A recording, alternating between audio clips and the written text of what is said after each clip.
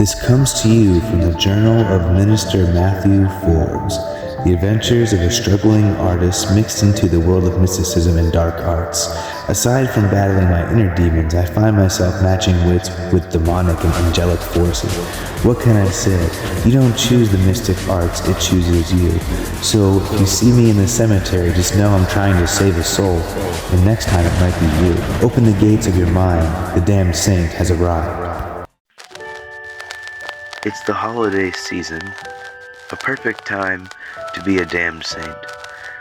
I'm sitting around at Ezekiel's apartment with some good friends, Paul and Kristen, talking about our recent adventures and how we made it through another year.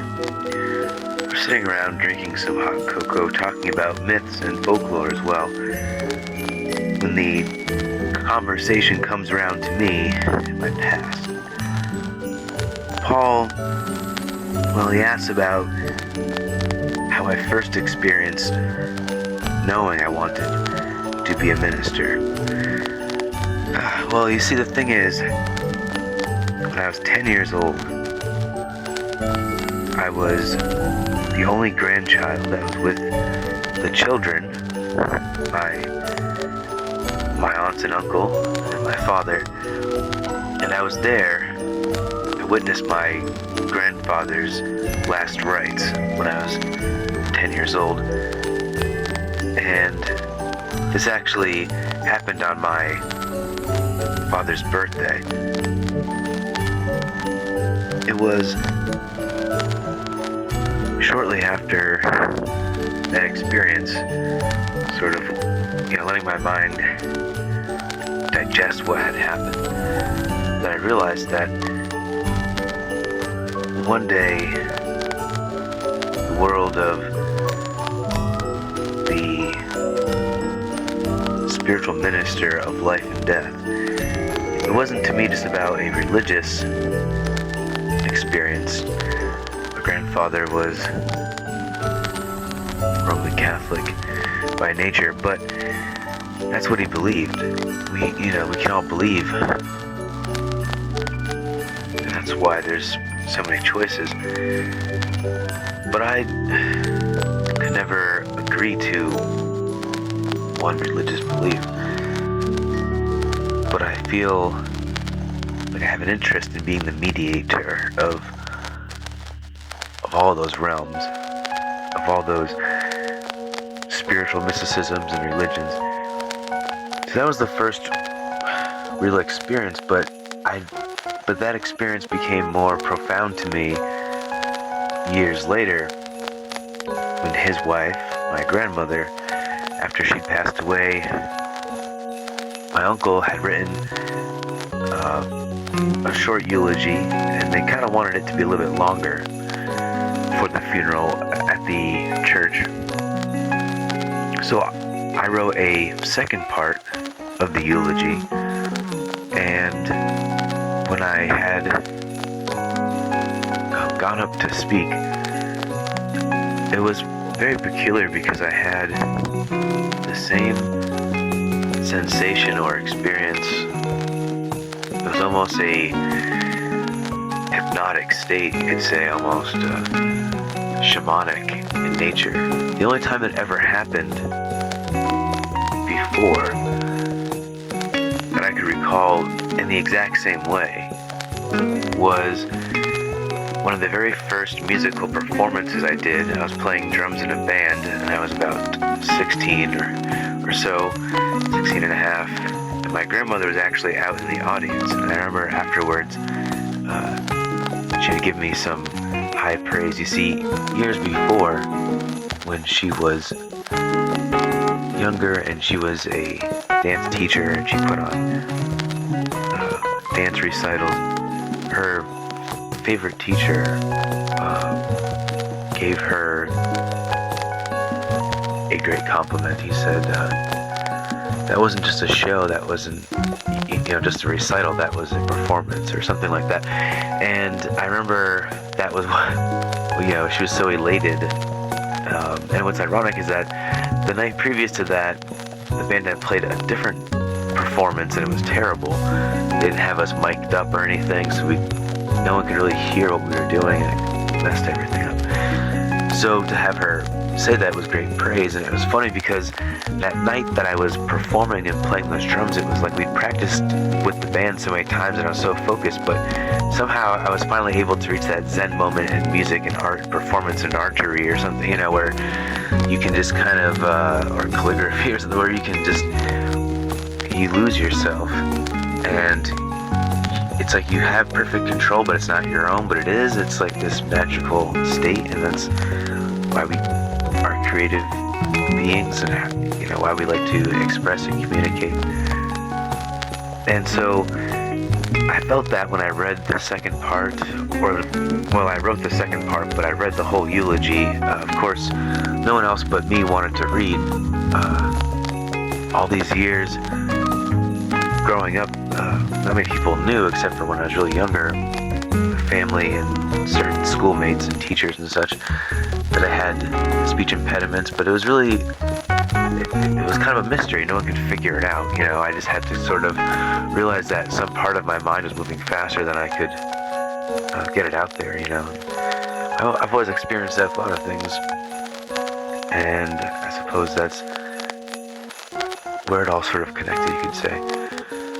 But I'm reading that eulogy, and I never had thought about how much I had put into public speaking in different forms and different types of performance and things over the years to kind of alleviate those speech difficulties that were so mystifying to the professionals. So I had to take it upon myself, and it was very healing to read that eulogy for my grandmother and for the people in the church. And the wild thing is that after, my sister, she said that, wow, that was really great, Matt, it's awesome. And the guy, the older gentleman who was running the show, not the priest, but the funeral home director, God, I wish I could remember his name, but he was a very nice guy, and I was just, so shocked, I'm at my grandmother's funeral, and he walks up to me and he goes, that was really a great, reading. He's like, would you ever be interested in doing that, like, professionally, like, part-time? And I was just so stunned, and with some other personal situations going on in my life, I had sort of said, well, I'll get back to you or something, and I really wish I had pursued that more. I wish I had pushed it further, because unfortunately the next time that I went to go speak with him, years later, when I had become a minister, it was a few years ago from now, but it was years later from then, and I went to speak to him, and I was talking to someone that worked at the funeral home, and I said, do you know this guy? Is he still here? Does he still own the place? What's going on? And she said, unfortunately, all we have of him here is that portrait on the wall behind you. And I turned around and I see the portrait. I'm like, oh my God, that is the guy. But she said, unfortunately, he passed away unexpectedly. He was only in his late 50s or something. So, it was really a bummer, and it kind of sent me spiraling, and it sort of has sort of pushed me back from being the kind of minister that I thought I was going to be at first, a very traditional one. And that was when, shortly after I started seeing this sort of, because for years I kind of tried to stay away from the dark arts. I tried to not be involved with people that were a part of it and things, and I found that there's a light to the dark of the arts, you could say, and I've tried to find this balance, and along the way, the light you carry will expose the dark, and in that dark, there's sometimes innocent, great beings that are hiding, and then sometimes there's malevolent ones, and yeah, so I hope that answers your question. And then it was gift time, and out of the great generosity of my heart, of course, I decided to give everyone in the room a brand new copy of my new book, The Book of Rebellion. Kristen really liked her copy so far. She said that she'd even read part 1. But surprisingly, Ezekiel says that he has a gift for me. He says it's something my father wanted him to hold on to for me. And Ezekiel says that I have no idea how long that he has been in my life. I mean, I can remember as a child having a childhood imaginary friend at one time with the name Ezekiel, but I had never thought about the fact that that was actually Ezekiel, but not in a human body, but in a spiritual form. And I was sort of young and a little more spiritually wise than when you become an adult. You become a jaded jerk sometimes to ourselves, more, and it kind of reflects outside. So I think I grew up one day and I said, you know what, I think I need to go back to not being a child, but understanding the innocence of self. So Ezekiel asks Kristen to hand him, or to hand me, a small box, and that the box is right behind her by the fireplace. So I take the box, and in opening the box, what's in the box? Movie reference. I find it's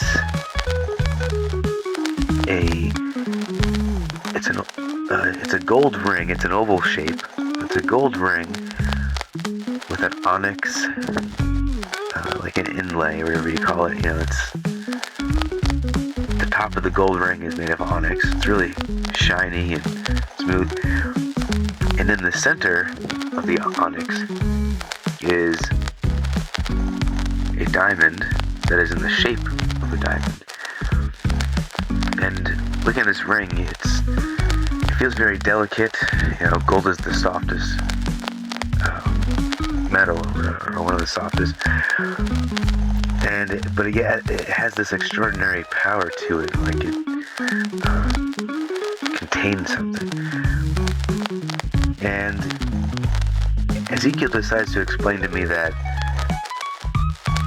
this is my family's ring, and that this ring has been passed down from father to son for many generations. Not all of the fathers and sons have been told the same meaning behind it. For some it was sort of like, this is just a family ring. It was kind of a sort of hush-hush secrecy, sort of waiting for the right time. And it just so happens that this is, I happen to be the one that's sort of in this position. Some will try to be a saint in their life, and some will find themselves damned. And then there's me, who finds himself as the damned saint. And at age 35 is when the father is to pass down the ring to the son, but because of the fact that my father is in hiding to protect himself from some unknown forces, which is, I suppose, a story for a different time, but that this was entrusted to Ezekiel to protect it, not only for me, but for my father. It was entrusted to Ezekiel. And it turns out that each new man who wears this gold onyx diamond ring can use it for their own unique special power. It sort of gives you this sort of special boost to, it sort of scans your personality, your spiritual self, all those parts of yourself that you think about, the psychology of you. And with my father, it was communication. It helped him start his business. And it's going to be interesting to see in some time, in future episodes, just what special powers you could say that this ring will bring to me. But here's a clue. It will connect me closer to the waking and the sleeping worlds. Thank you for tuning in to The Damned Saint. Stay tuned for more next year. Happy holidays. Tune in for next week's episode of The Damned Saint. Until then, be true, be you, and be aware. There is no fate but what you create. I am the messenger, the Damned Saint.